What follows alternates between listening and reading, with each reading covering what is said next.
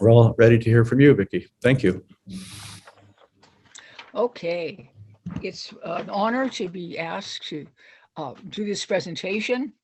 And even though I thought I knew everything, I realized, of course, that there were huge areas of William Q. Judge's life and work that we could go into much, much deeper. Um, Judge was born on April 13th, 1851. He left the body, as we say as Theosophists, on March 21st, 1896, when he was 47 years old. He was from a large family, but a family that valued education. So he became an attorney at law and practiced law all of his life. H.P. Blavatsky went to New York City in 1875. She met Colonel Olcott in 1874, and everything was fine until 1886, when there was this tremendous chaos in the movement, tremendous. And in 1886, it was a turning point because William Q. Judge started the Path magazine. And he started the American section of the Theosophical Society. So in January of 1875, he said,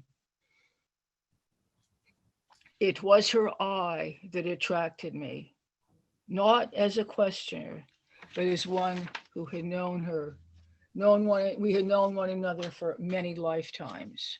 And if I can find in my book a couple of comments, this is in The Friendly Philosopher. H.P. Blavatsky was the messenger from the Great Lodge to the Western world. William Q. Judge was a co-founder and co-worker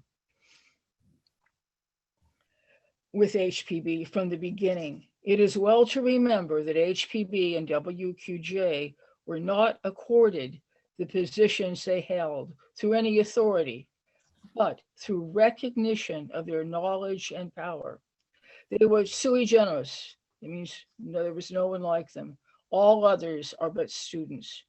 Those who belittle Judge will be found belittling HPB. An ancient saying has it, accursed by karmic action will find himself he who spits back in the face of his teacher. Not an elegant saying, perhaps, to our ideas, but it conveys a fact of most grave importance in occultism. By their fruits we shall know them.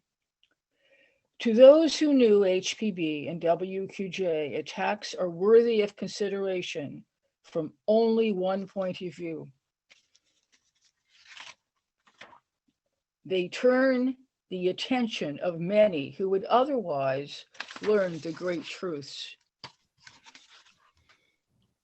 of man and nature.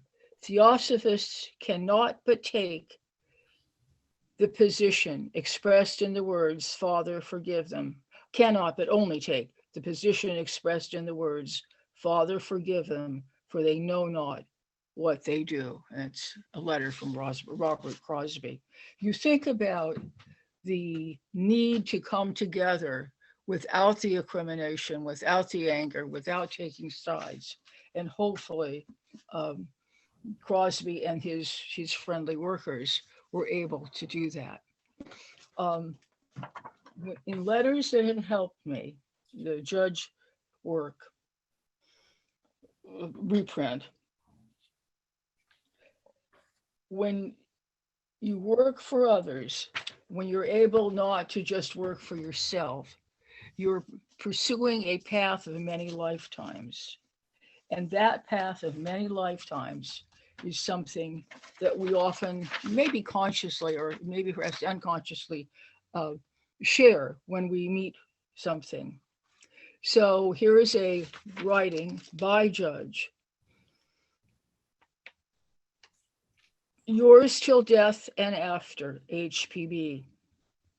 Such has been the manner in which our beloved teacher and friend always concluded her letters to me, And now that you are although we are committing to paper some account of that departed friend and teacher, I feel ever near and ever potent the magic of that restless power, as of a mighty rushing river, which those who wholly trusted her always came to understand. Fortunate indeed is that karma, which for all the years since I first met her in 1875 has kept me faithful to the friend who, masquerading under the outer mortal garment known as H.P. Blavatsky, was ever faithful to me, ever kind, ever the teacher and the guide. In 1874, in the city of New York, I first met HPB in this life. By her request sent through Colonel Alcott, the call was made in her room in Irving Place. Since then, as afterwards, through the remainder of her stormy career, she was surrounded by the anxious, the intellectual, the bohemian, the rich, and the poor. It was her eye that attracted me, the eye of one whom I must have known in lives long passed away. She looked at me in recognition at that first hour, and never since has that look changed. Not as a questioner of philosophies did I come before her, not as one groping in the dark for lights that schools and fanciful thrones had obscured, but as one who, wandering many periods through the corridors of life, was seeking the friends who could show where the designs for the work had been hidden. And true to the call, she responded, revealing the plans once again, and speaking no words to explain, simply pointed them out and went on with the task. It was as if, but the evening before, we had parted, leaving yet to be done some detail of a task taken up with one common end. It was teacher and pupil, elder brother and younger, both bent on the one single end, but she with the power and the knowledge that belong but to lions and sages. So, friends from the first, I felt safe. Others I know have looked with suspicion on an appearance they could not fathom. And though it is true, they adduce many proofs which hug to the breast would damn sages and gods, yet it is only through blindness they failed to see the lion's glance, the diamond heart of HPB. The entire space of this whole magazine would not suffice to enable me to record the phenomena she performed for me through all these years, nor would I wish to put that down. As she so often said, they prove nothing, but only lead some souls to doubt and others to despair. And again, I do not think they were done just for me, but only that in the early days she was laying down the lines of force all over the land. And I, so fortunate, was at the center of the energy and saw the play of forces in visible phenomena. The explanation has been offered by some too anxious friends that the earlier phenomena were mistakes in judgment, attempted to be rectified in later years by confining their area and limiting their number. But until someone shall produce in the writing of HPB her concurrence with that view, I shall hold to her own explanation made in advance and never changed that I have given above. For many, it is easier to take refuge behind a charge of bad judgment than to understand the strange and powerful laws which control in matters such as these. Amid all the turmoil of her life, above the din produced by those who charged her with deceit and fraud, and others who defended, while month after month and year after year witnessed men and women entering the theosophical movement, only to leave it soon with malignant phrases for HPB. There stands a fact we all might imitate: devotion absolute to her master. It was he, and by the way, that is capitalized. It was he, she writes, who told me to devote myself to this, and I will never disobey and never turn back. In 1888, HPB wrote me privately, "Well, my only friend, you ought to know better. Look into my life and try to realize it. In its outer course, at least, as the rest is hidden. I am under the curse of ever writing, as the wandering Jew was under that of being on the move, never stopping one moment to rest. 3 ordinary healthy persons could hardly do what I have to do. I live an artificial life. I am an automaton running full steam until the power of generating steam stops, and then goodbye." Night before last, I was shown a bird's eye view of the Theosophical societies. I saw a few earnest, reliable theosophists in a death struggle with the world in general, with other nominal but ambitious theosophists. The former are greater in numbers than you may think, and they prevailed, as you in America will prevail, if you only remain staunch to the master's programs and true to yourselves. And last night I saw, and now I feel strong, such as I am in my body, and ready to fight for theosophy and the few true ones to my last breath.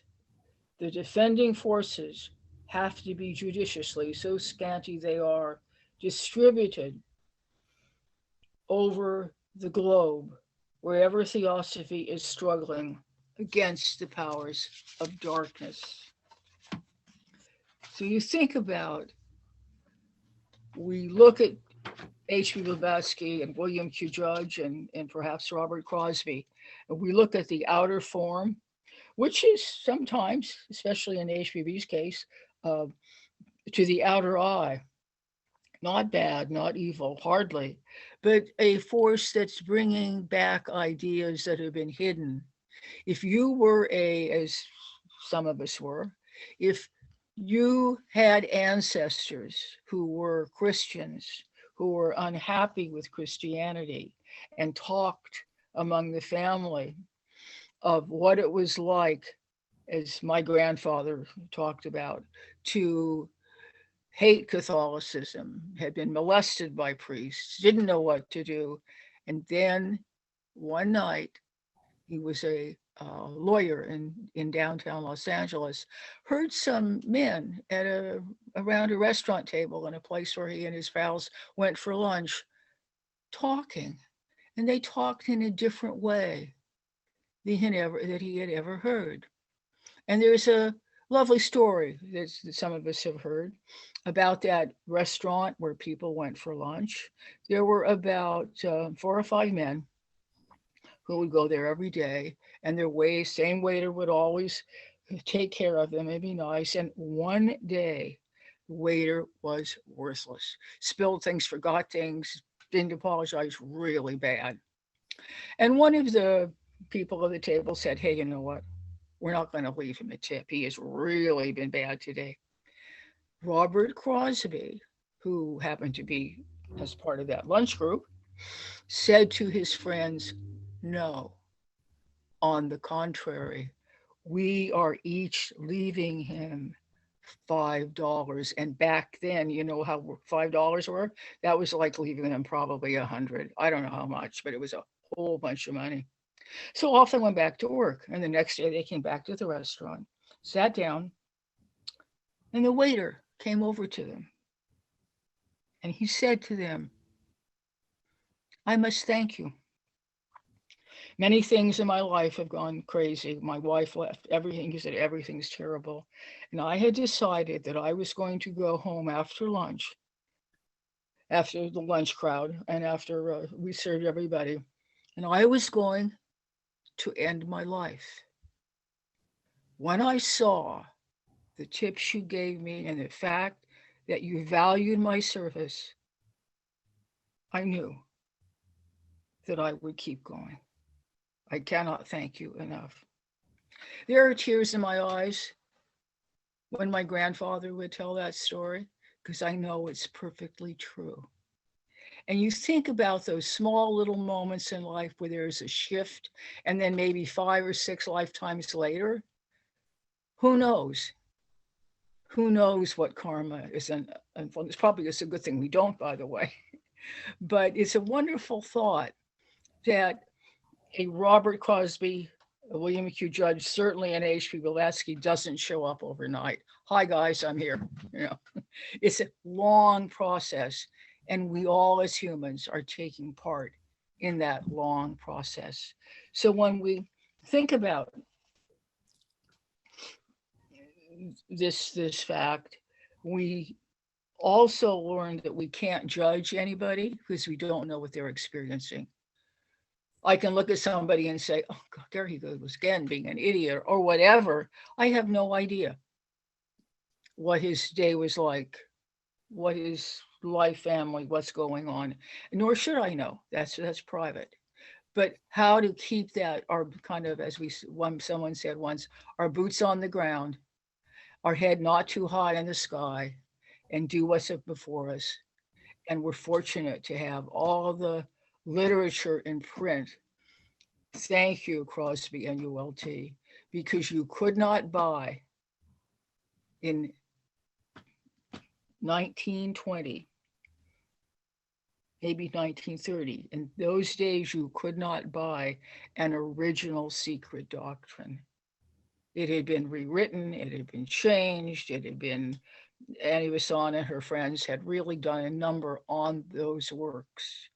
And Robert Crosby and his work was to bring back into print so that people could read for themselves. And when we read the judge letters, when we read the judge articles, we see that he was keeping that link alive and going, even when things were very, very difficult for him in his outer life. So questions, comments, it's wonderful to be together with you, and very, very grateful to being asked to give this talk. I learned a lot. And it's always nice, even when you're an old lady and think you know everything, to think, oh gosh, I didn't know that. And let's hope that we go on to the very end of our lives, being able to be open to the fresh and the new, and the old and the meaningful in whatever way it comes our way. Thank you, Vicki, so much. Thank you. Iluka, you've got your hand up. Vicky, I heard many talks, but I have to tell you, this really moved me so deeply. You have no idea. So I thank you so much, sister, because once in a while we need to be reminded of all these beautiful things that you brought up, and obviously, you know, continue to work hard and not to lose hope, even when things are falling apart all over the world.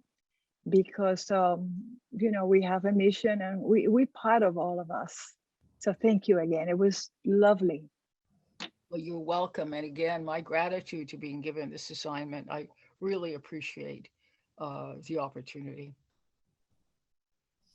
Looks like Judy's got her hand up. You'll have to unmute yourself, Judy.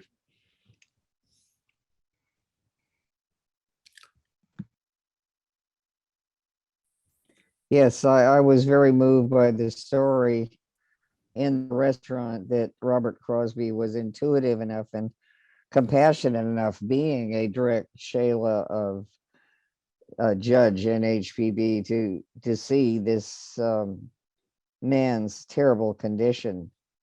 And there are times in my life when I've hoped that I've reached out to people who I could see were near suicide, but other times I think I miss. And I think that is a tremendous example that you just put forward, Victoria, that we need to be sensitive to the needs of other people, even when we think that maybe they're being rude or not a good server or something of that nature. And I also understand there was a story about, was it Judge or Robert Crosby were out in the New Mexico desert, and a Zuni man or someone appeared out of nowhere and began to talk about the Theosophical movement. And Robert Crosby realized he was an adept, but the other man did not. He just said, "Who is that strange fellow?" And so I think that the thing to remember about Judge is that he was a real Chela, which we all need to be before we can really begin to do the work. And our work begins with Dana, which Robert Crosby certainly and Judge showed an example of. So thank you for your great words. Vicky, I've got a question for you. Can I ask you a question?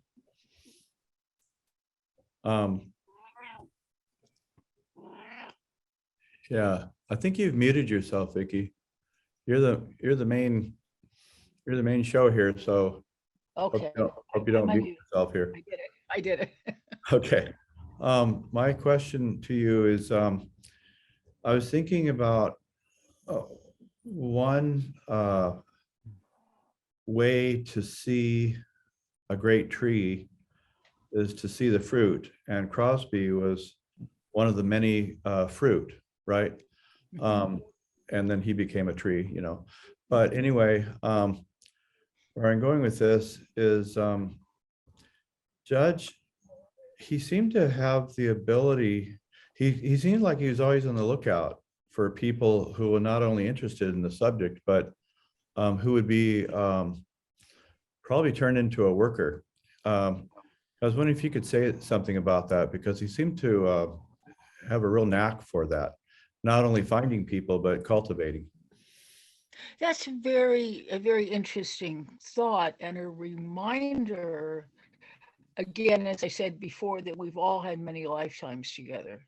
So if we've all worked together along this with this energy, and we don't, I'm not saying we specifically recognize it, but how do we connect with people? How do we say, some of us have had when we were meeting in person, being able to say to a newcomer, "Oh, here's a book called The Ocean of Theosophy. I think you'd find it very useful." We might not say to that newcomer, "Here's the secret doctrine, please jump in," but we might if we thought that they had a background. So how do we learn ourselves what a way is? And there are people, I need name no names, in my life where I would never bring up theosophy, ever, until they might possibly someday open up the thought to it. As I was preparing for this talk, I remembered an incident in my own life. It happened about 25 years ago, so I don't dwell on it as I used to. But my second husband was very healthy, very active, was worked for the National Park Service at an executive level, and also he was a pilot. He was licensed to be what's called a dual function pilot, which means that he could fly his fellow Park Service employees anywhere in the country and also do his regular job. And about one day, out of the blue, he turned to me and he said, you know, when you are a pilot, you lose your pilot's license the minute you have a heart attack. Not when you go to the doctor, not when the medical world says something. It's their very moment you can never fly again. And at the time, I thought, that's a little weird, but I didn't think much of it until 3 months later when he was mowing the lawn one Saturday morning. And as we euphemistically say, as Theosophists left the body right there in the front yard.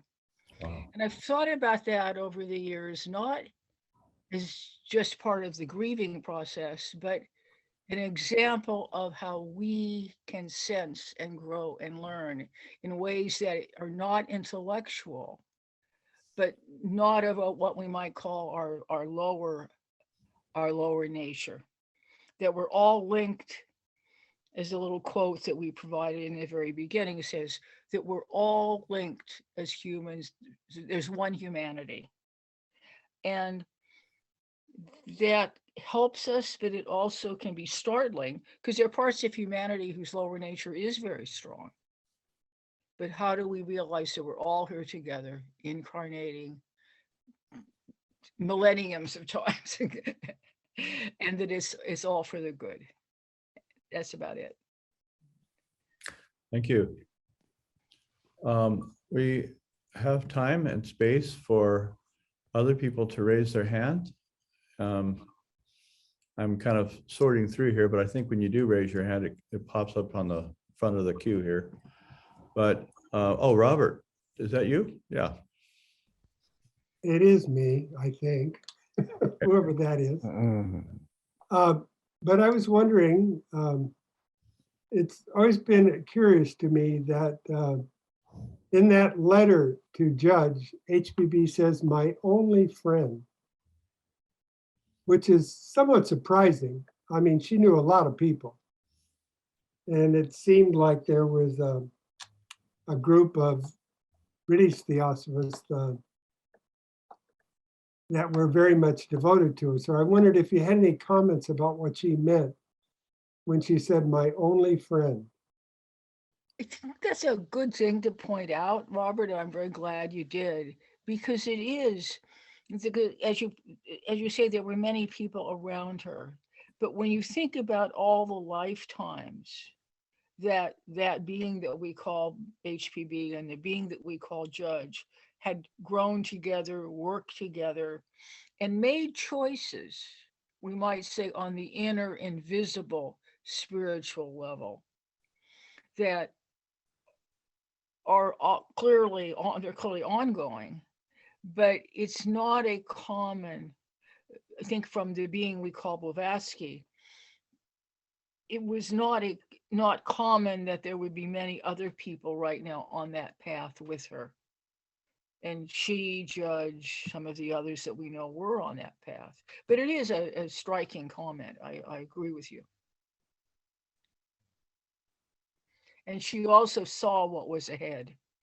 She knew what was going to happen after her death to her life and work. Russ Ammerman? Oh. Well, hey everyone. Yeah, great comments, Vicky. A note on HPB at the time, 1886. She was still on the continent working on the secret doctrine. Judge was in New York and just going to start the Path magazine. But HPB didn't get to London and really pull her Blavatsky Lodge together till she moved there in, so I think, the summer of 1887. So it was the following year that she had all those friends in London that gathered about her, which led to things such as the transactions of the Blavatsky Lodge, the completion of the secret doctrine, the secret doctrine dialogues, the discussions she had with her students, those kinds of things, founding of Lucifer magazine. All of that happened after 1886. So in 1886, most likely, Judge because of all the difficulties HPB had had in leaving India, was very likely in a position where Judge was her best friend. And I have to puzzle also about the only friend, but certainly he was the one who had stuck by her, and by his work was showing that he was carrying on the program that she had been asked to do by her teachers, by their teachers. I think that's helpful, Wesley, and a reminder that she was charged with faking all of the phenomena. There was quite a, as you point out, quite a turmoil around her as to whether or not she was really the cleverest operator of chicanery on the world, or whether she really, so I feel it really was talking about something she knew. We assume that is why she started downplaying the astral, the talking to the past. And there were many people in that era who were trying to talk to their grandmother and things. So how not to get going down that world.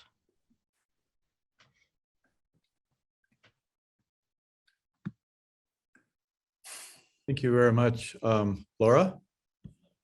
Another way we can see where Judge was her only friend was through his work, that everything that he wrote in the Ocean of Theosophy and in his articles, not one bit of what he wrote contradicted her work or diminished her work in any way. And so it seems that as students, when we look at that secret doctrine, we don't have the depth of knowledge that Mr. Judge had. He obviously knew theosophy and had that grounding in previous lives and working with HPB in order to be able to understand the secret doctrine and to be able to create a door for the people in the West to understand the secret doctrine and her writings through the ocean and his articles. Some years ago, many years ago, an older student of theosophy saw me with a copy of The Secret Doctrine and said, "Oh, you shouldn't be reading that. It's much too difficult. Please just, read the key, read whatever." And then she went on to talk about students who would become upset at what HPB wrote. So we never know how people will react, but you point out well, Laura, the fact is that Judge's, we might say, total commitment to helping, and the ocean is a good example, to helping the work go on and be available to people who truly might not be able to understand the secret doctrine. Thank you. And looks like David's got his hand up. So many things we could say about Judge, but from what Vicky was just saying, I mean, what was so the genius of Judge to me was that he wrote for the everyday person. He wrote in common language, and he even said that, theosophy is for everybody. It's not for the intellectual. Look at the beginning of the ocean, deep enough to give the greatest minds their fullest scope and not to overwhelm the understanding of a child. I mean, that's how he starts the Ocean of Theosophy. He says it's for everybody. And just one other comment I'd like to make about Judge is that all through his career, he came to HPB's defense. The first time he went to Europe, then they dispatched him to India, and he took care of all the problems, or some of them, at Adyar, and then started to straighten out that awful Kulam affair. He got them out of there, out of Adyar. And then in 1890, when the New York Sun did this, horrific attack on her, he represented her, and they sued the newspaper. I don't know if you know that. And but she died in 91, so the suit was automatically dropped. But the son kept digging and they retracted the whole thing eventually, which was, good of them. And they allowed Judge to write the article we have now called The Esoteric She. The New York Sun published an article, a biographical article by Judge in 1891. So that's pretty amazing. That's all I had to say.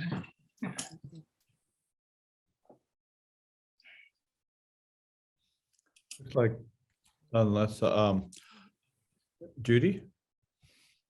Oh, yes, I just want to really commend what everyone else has said and also say that what I found about Judge, and more than anything else, when you need a pal, you read letters that have helped me. You want somebody to say, it's okay, so you blew something in your talk today, or you didn't meditate today, or you failed in some way. And of course, we all fail. You just need somebody to put his arm around you and say, it's okay, keep trying, keep going on. And that's Judge. I mean, HBB is cosmic. I mean, she was probably the most warm and wonderful being, but she's also cosmic. But Judge is, he's your buddy. He sits next to you on the plane. He sits in your living room and talks to you. And it's what I find so wonderful. And he's also cosmic in his own way. But I think that Vicky hit it right on the head when she was talking about him and his disciple Crosby.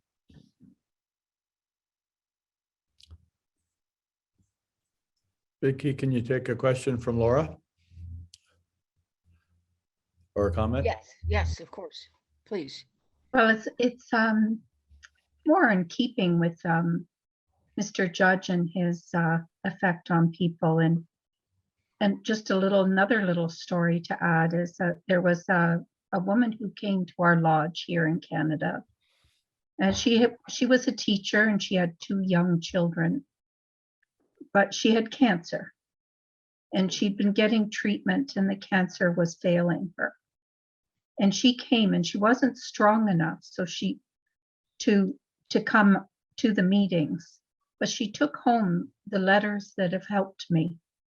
And she said that was her greatest comfort. She read those letters right up until her death. And so you're right, Mr. Judge was a friend to many, many people through those letters and through his work. It's very touching, and when you look at how young he was when he died, we forget he produced a lot in a very, very brief lifetime, but he too was faced with that early ending. And I don't know if this story is apocryphal, but I have heard it, and maybe some of you have, that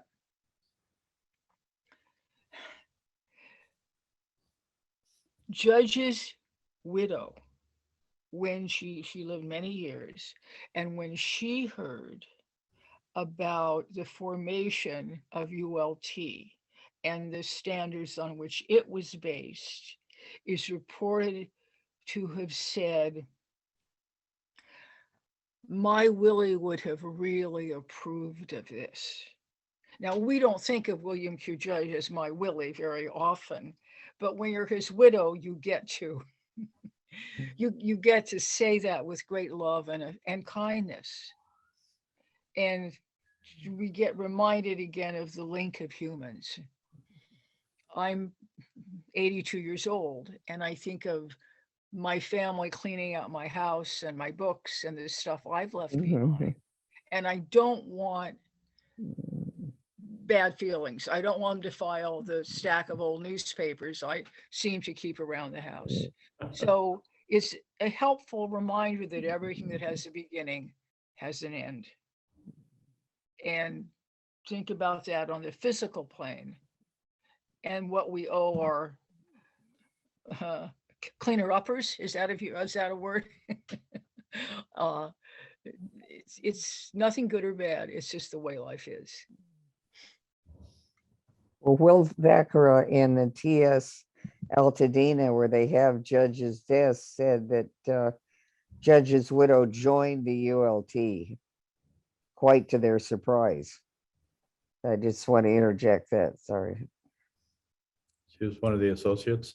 That's nice. I did Yes. not know that, Judy. Thank you so much. Yes, they told me that in the TS. Yes. Miluka, then Keith.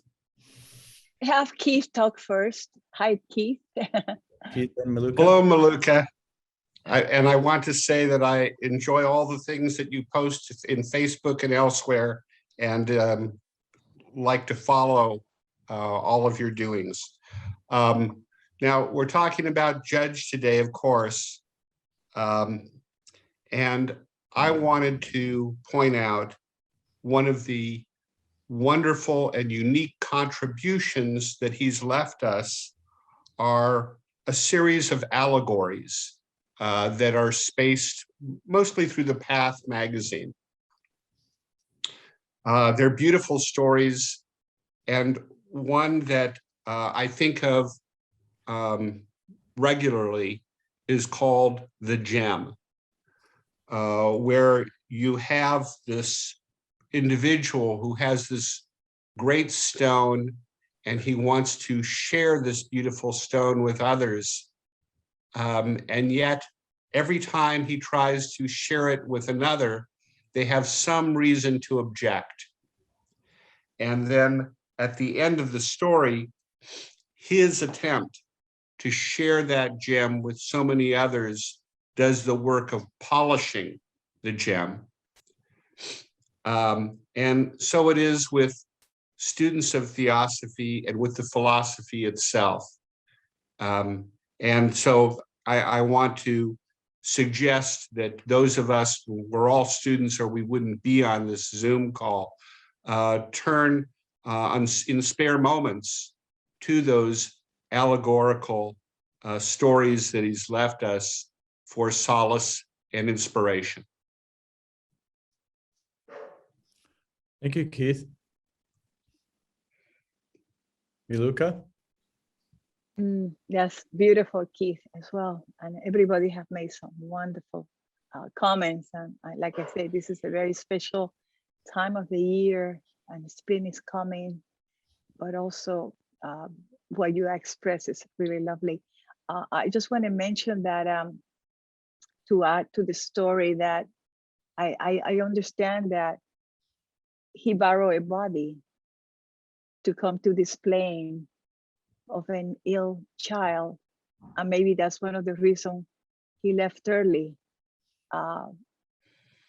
And I believe HPB also did that as well, because she tried to die so many times. She was revived several times by the masters.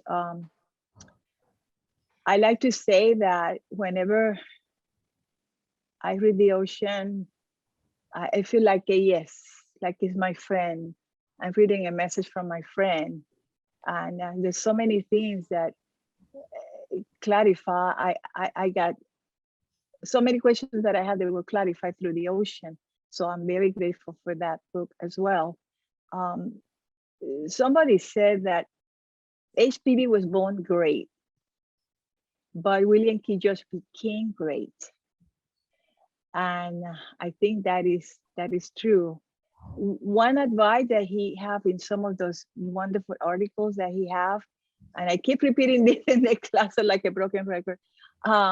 He said that when we wake up in the morning, he was told by the masters, the adepts, wake up when you go to bed, and when you wake up, think of you are not your brain, you are not your physical body, and you are not your astral body. And also through imagination and faith, we can transform this planet, our thoughts, our life. So I will encourage you at this hour that so many people are suffering, to see if we can maybe lift that, wings of faith and hope. And thank you. Yeah, the one book I didn't mention William Q. Judge's forum answers. The forum was as Maluka was reminding us, a magazine of that time. And the answers, the questions people ask, and the answers Judge gives. If you don't have this book, get it right away. Yeah. It's really very, very occult, deep, and kind approach to theosophical work.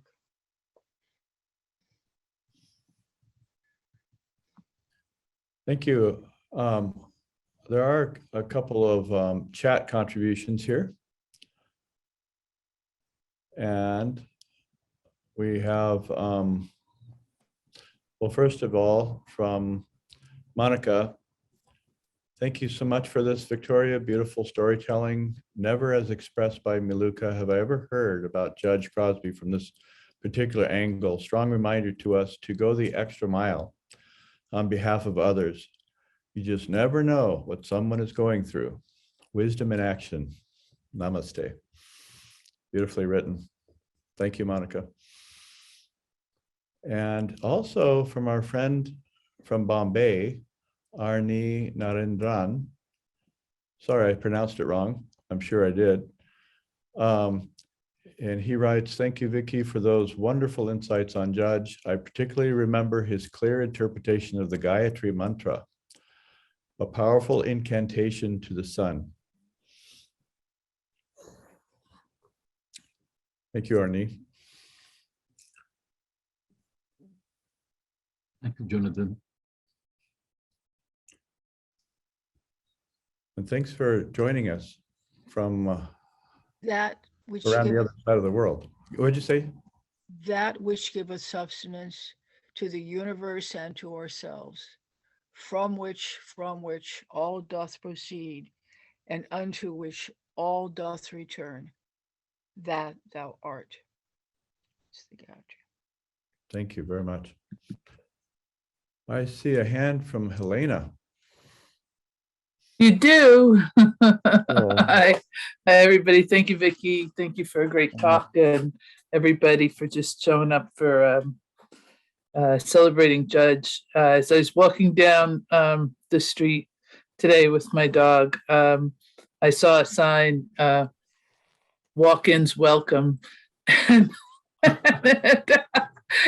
had to laugh because that concept might not, be in the vernacular if it wasn't for theosophy. And I was thinking, well, we do welcome walk-ins, and maybe that's a good thing. So just to end on a light note, thanks, everybody. Thank you. We've got some more time for more sharing.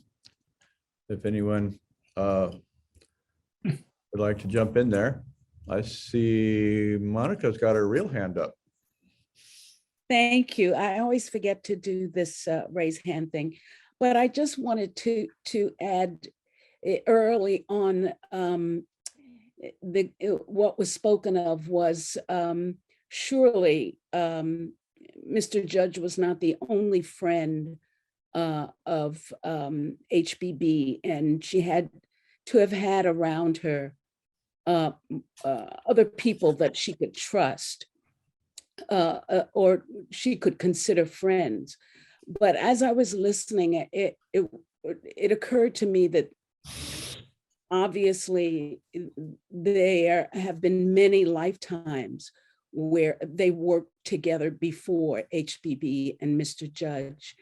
And even though he may not have shared her particular state of evolution, that his purity as a person and his ethical and moral values were so strong. It was the first thing that jumped out at me when I first read The Ocean of Theosophy.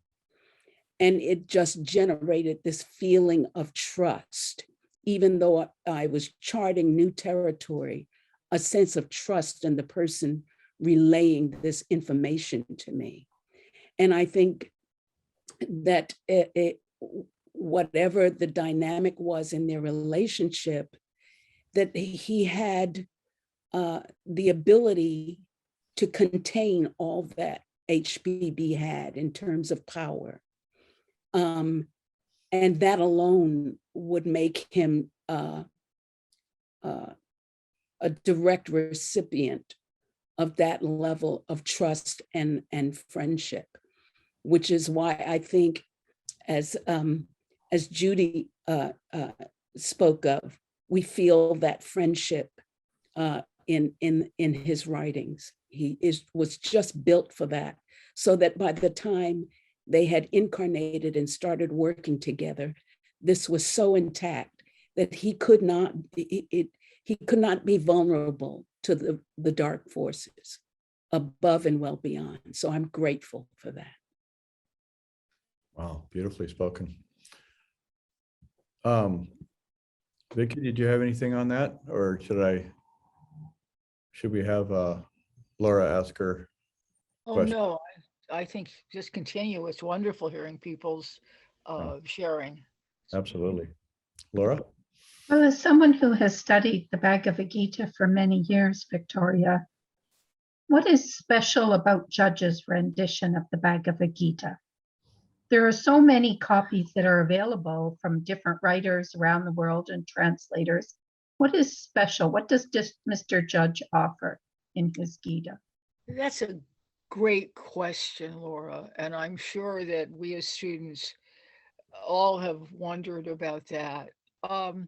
We don't go into this publicly very much, but the idea that both Judge and HPB were in direct contact with the masters in a way that was not the way the personality or the human would see it, but that there was some deep inner occult thing going on.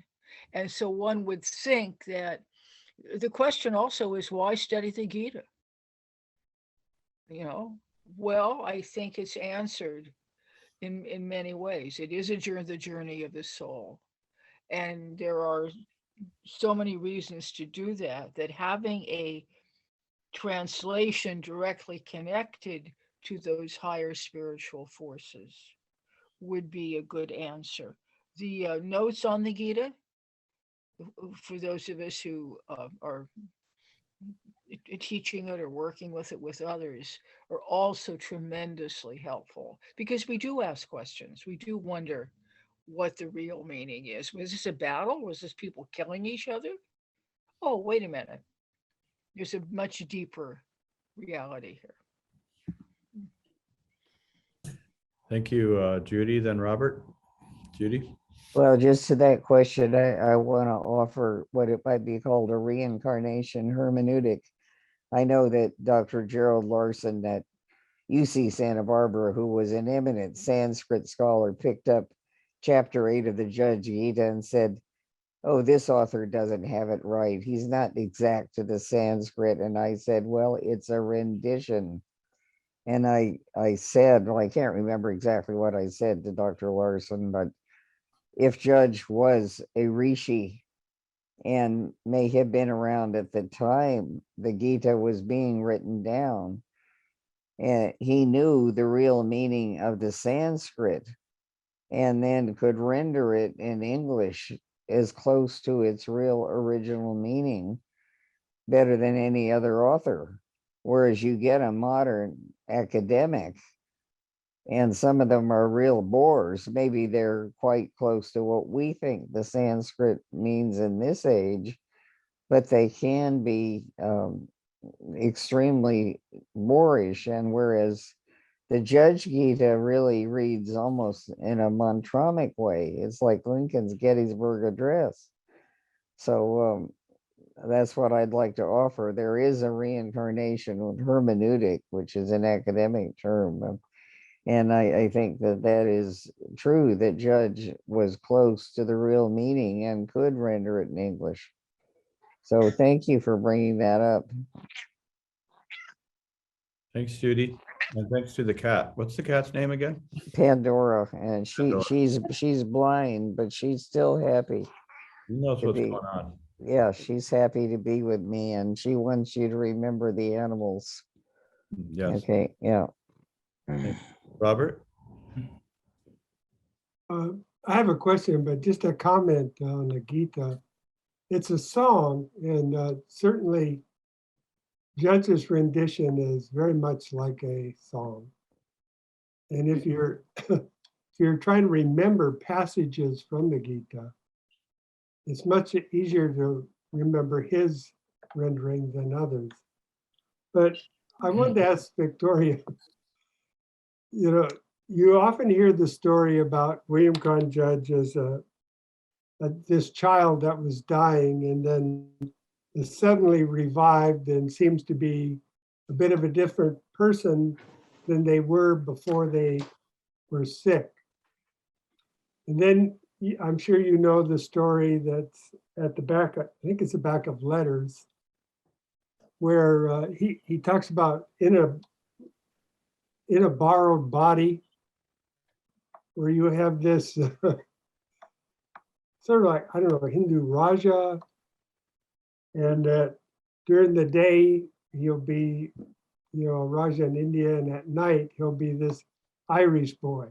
Mhm.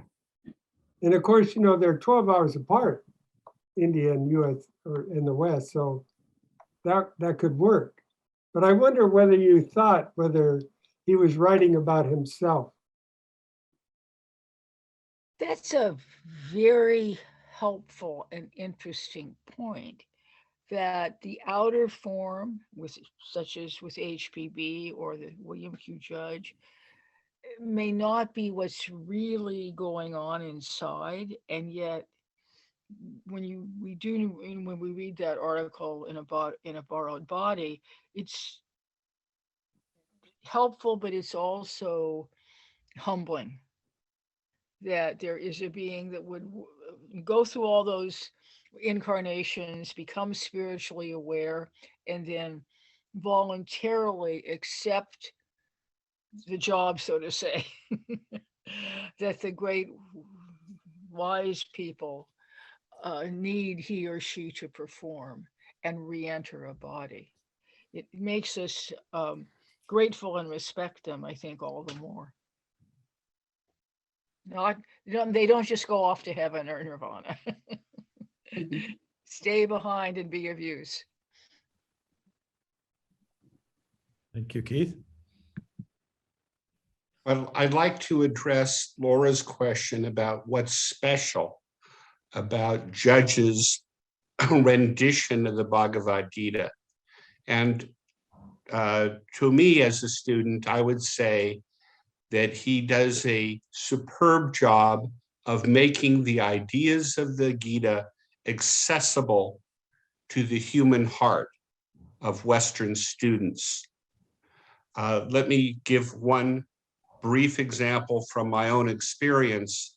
I have gone to more funerals than I care to think about, and I always bring with me some passages from the Gita to share with people at these poignant events. And I have had many people come up to me, and sometimes I've also shared this in writing through emails, and have gotten always very positive feedback from people that the words of the Gita were so comforting to them, even though it is a text that's thousands of years old from a culture very different from our own. And finally, I'd like to say to Robert's question about that story Judge wrote about being in a borrowed body, that at least to me as a student, I think he was talking about himself.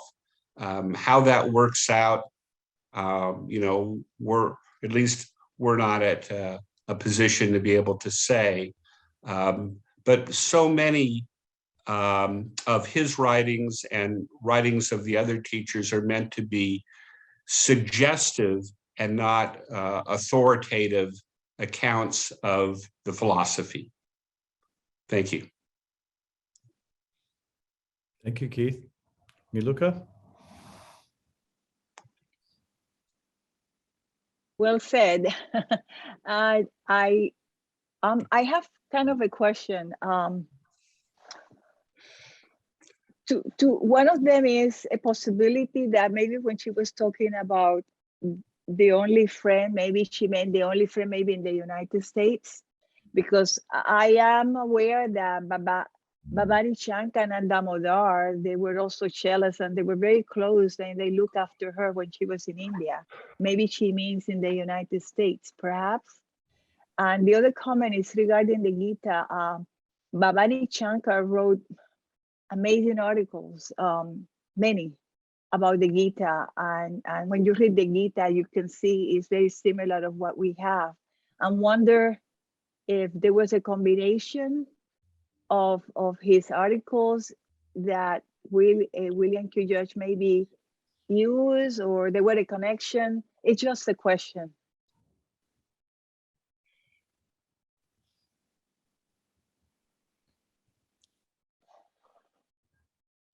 Any thoughts on that, Vicky? You'll have to unmute yourself if you're going to speak. I really don't know that much about it. I know the issues are very useful to think about.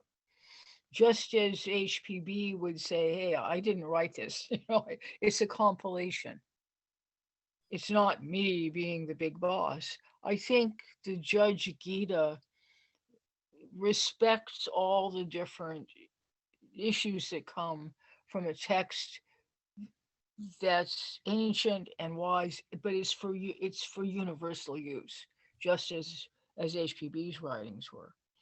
I don't know if that's helpful or not, but when you think of all the fact that the Gita is still read by so many globally after all these centuries, it's a very humbling reminder that the truth is there for everyone.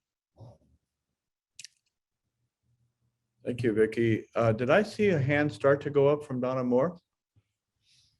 Or has that hand been withdrawn? There she is. I was just wondering about the idea of his being her only friend.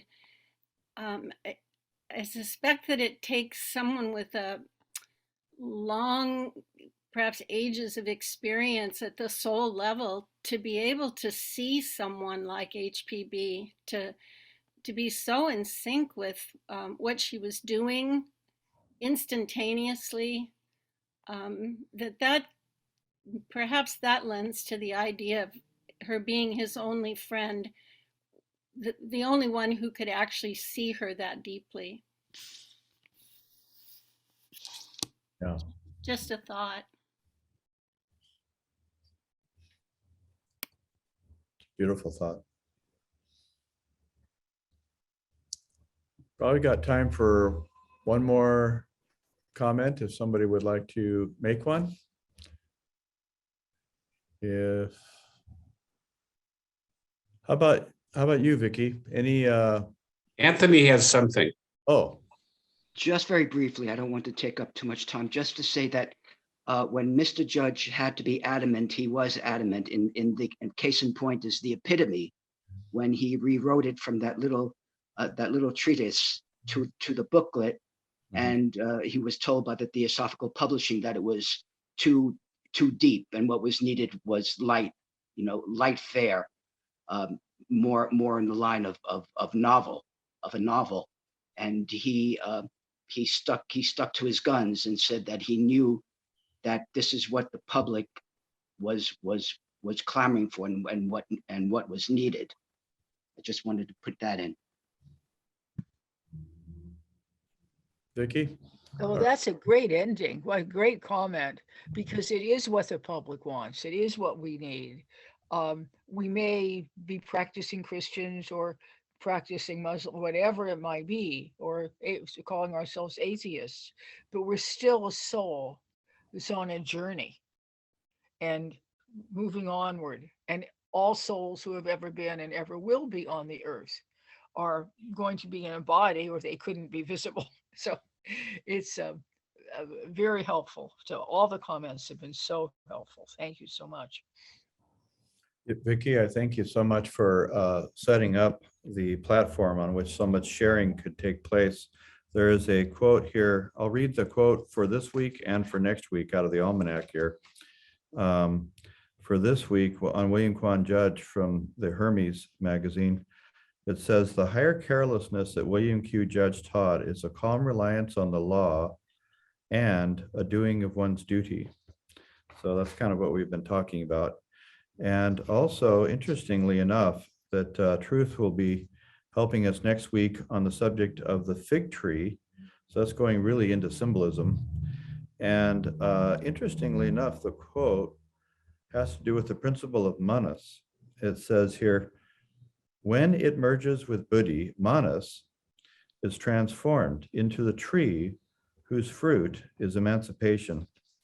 So we look forward very much to your participation next week. You are all cordially invited.